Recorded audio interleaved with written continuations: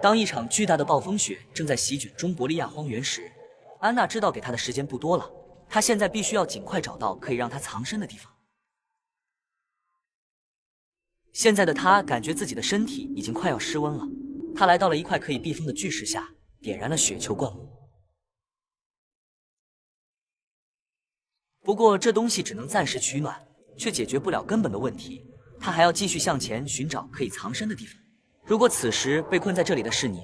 让你带3件装备在这里生存3天，你会带什么呢？大胆的说出来，我看看有没有懂得在低温环境下懂得生存的专家。此时的风雪越来越大，正当他快要绝望的时候，他看到了一个万吨巨石下面有一个缝隙，这里刚好可以让他藏身。安娜感觉自己又看到了活下去的希望，她决定将这里改造成临时庇护所，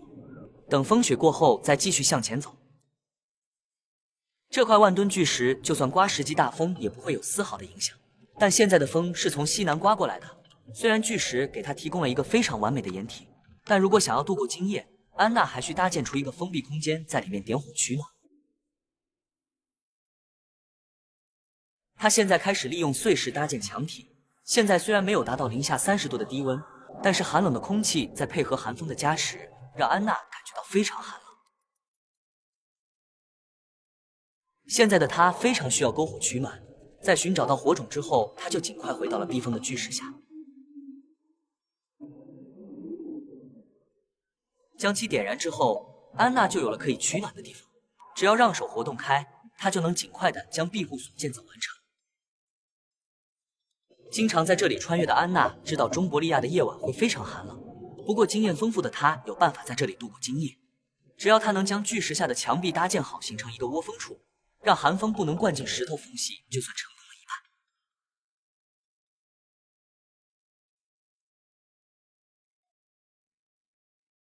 而接下来的操作非常关键，安娜的庇护所没有装门，她利用了空气对流的原理，火焰将壁炉里的空气烤热，热空气就会往庇护所里面钻，形成了一个自然的热风循环。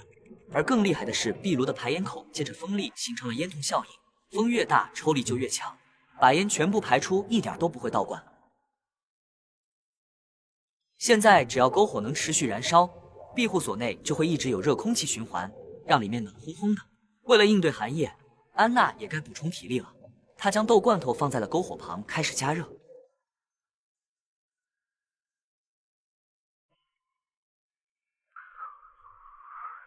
中伯利亚的夜晚来得很快，现在的风已经小了很多，庇护所的入口处也被安娜垒上了石头，这能防止寒风从底部灌入。而上方的镂空处刚好可以让庇护所继续形成空气对流，让热空气在内部循环。